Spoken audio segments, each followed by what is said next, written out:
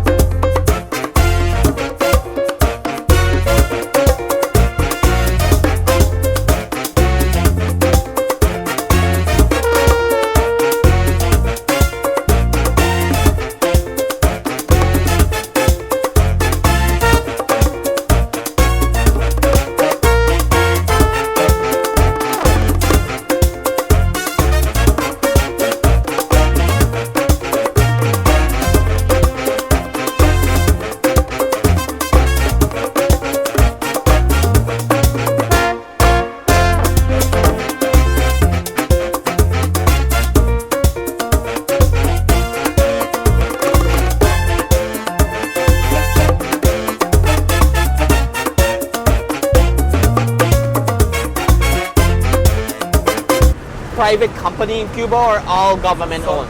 Some companies is private, it's depend okay, some private company making the business together with the government in the tourism. Yeah. Melia, Projecton, Iberstar, you know, Yeah. this is foreign company, but the owner, the hotel is the government. The whole hotel is the government. All right, folks, so we made it. This is the iconic sign here, and you can see the background is La Habana, the city of Havana, over there in the background. And that's where we're going. But look at the beaches over here. You can see the beaches, the water is very shallow, deep blue and shallow. Probably not the best for swimming, but just extremely shallow. I love it.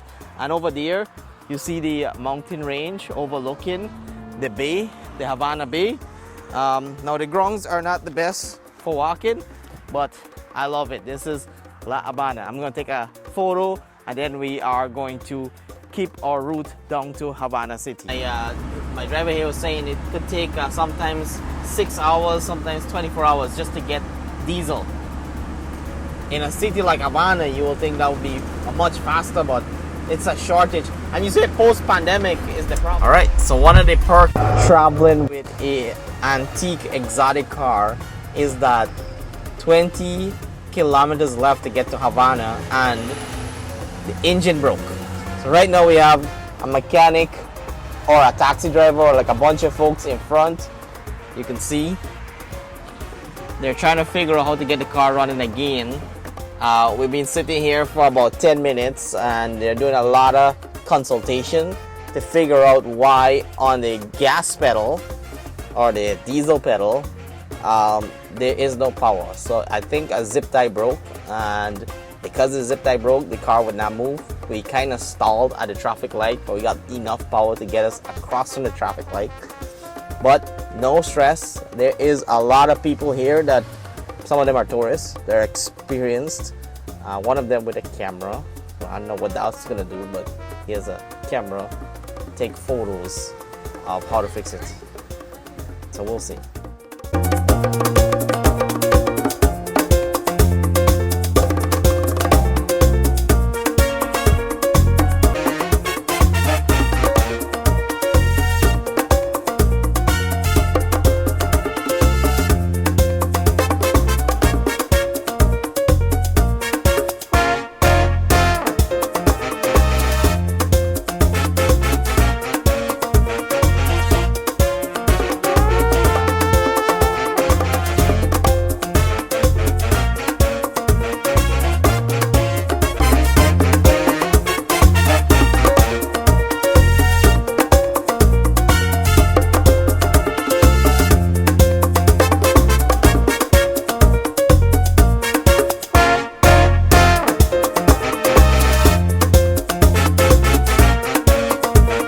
informed that in August, they do have this carnival where they come down this boardwalk and you get to see all the different colors of the city come alive.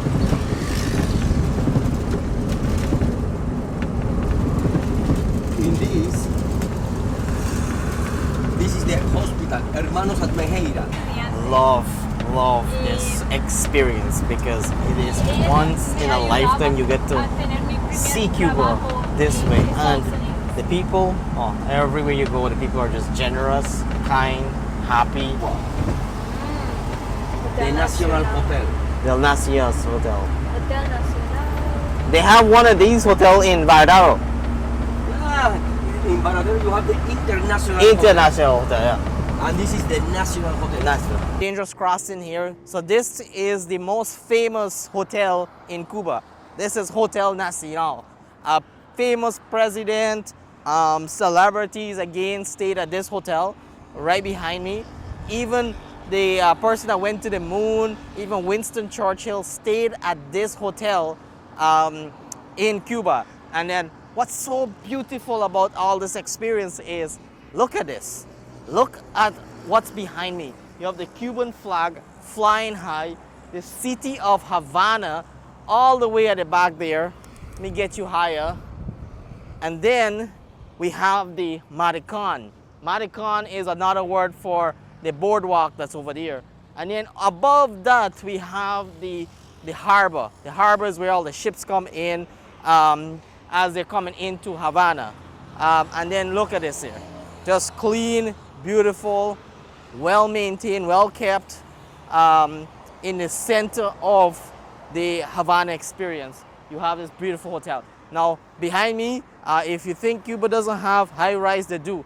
They have other buildings here, fairly tall, that oversees the Maricon and the harbor. We're gonna walk towards this statue over here. That statue was resurrected in memories of all the soldiers that died during the war in 1980, where they had a war between Spain, Cuba Nacional, and the US. The US helped eliminate Spain from Cuba, but then it wasn't really, there's more to the story, I don't want to really get into the politics, but this statue here is a representation of the soldiers that died in that war. So we're gonna walk through and get closer look of that statue. There's the statue right there. So that's the statue in memory of the war. And then you have the, just everything that represents the war. Very iconic, emotional part of Cuba that many of the locals are very attached to this statue, this experience right here. So let's go up the stairs and see what else we can see here. And this overlooks the entire city, and it's just a central part to be at. You have the chains from the battle. We have another variation here of the statue in memories of the soldiers that died in the war, in the battle.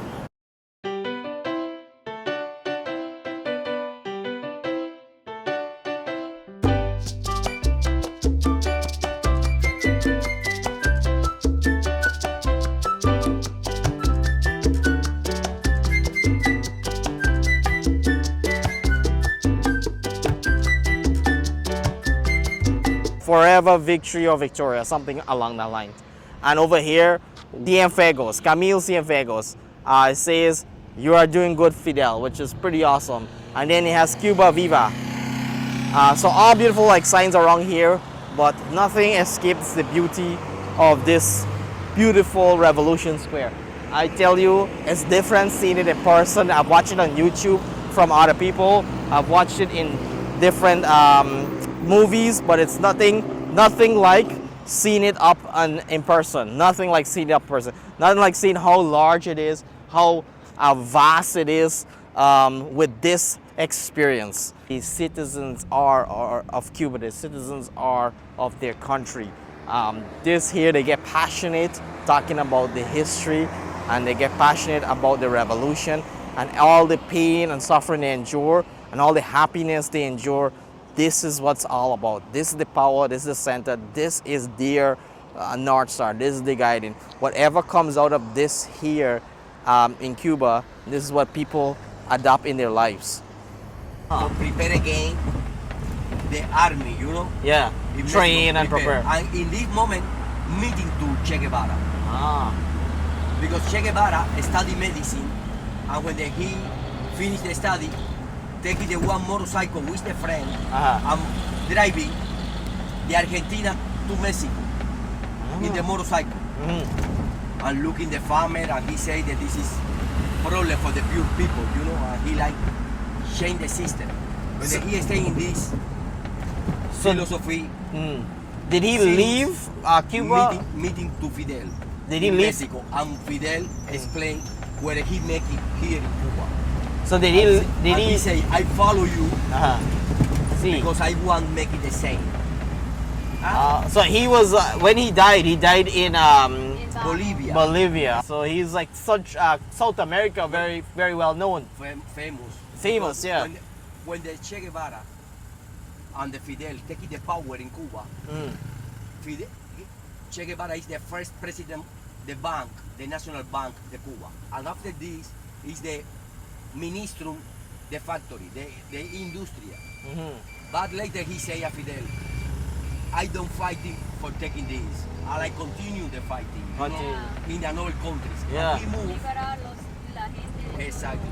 And he moved to the Africa. Ah, this is your school. Yes. Oh my God! Wow, memories of your school. Wow. This is Calixto Garcia. Calixto Garcia. Calixto Ooh. Garcia. Todo esto, everything here, different buildings or different specialties. It's not like in the you US take where picture? everything is together. Calixto Garcia. Yeah, and every building named after a doctor. Wow, Yeah. amazing. This is a very good hospital, huh? Yeah. Muy Calixto viejo. Garcia is the name, the one general, the fighting in Cuba versus Spain. Ah, take picture. Yeah, take a picture. He's patriot, the Cuban patriot. Podemos parar un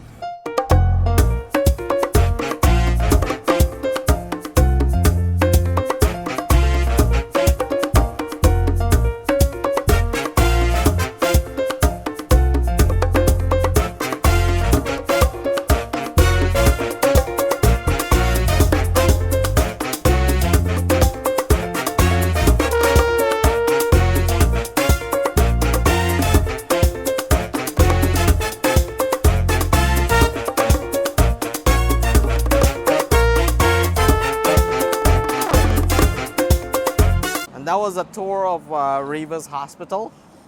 She was here 6 years ago, so she got to visit back her hospital. And hopefully I don't get hit down anytime soon. All right, so we made it to the fort. We explored, just to give you guys what we did so far. We went through Old Havana, went through New Havana, or modern Havana, and now we're at the fort. The fort is an iconic city here that overlooks the bay. So you have the Maricon, we have the Revolution Square, and this is the fort right here that we're gonna walk through. There's a lot of history at the fort here in terms of all the battles, but the construction remains the same. It is one of the sites that you must see when visiting Havana, and very lucky that it's open and available right now. You can definitely feel the presence of history around you. This is one of the huts that they use, that some of the watchmen would be at during the battle, and everything is just intact. Even with all the hurricanes coming through, everything looks pretty much the same like what it looked over 100 years ago. But let's experience the cannon. So every night I heard that there is an activity where they replay the Revolution, and you get to see live in a different format what the Revolution looked like. It's like looking out through a binocular. You get to see as far as the eye can show you, and it is just a vast ocean around you. So let's get close to these the cannons. This would spin, the cannons would retract all the way back here, and then you would load the cannonball inside, and then fire it off to defend the Bay of Havana. And that's the view right here. There's cannons also on the sides over there. You can see cannons on this side here, and basically it's built like a fort. It really protects all parts of Havana.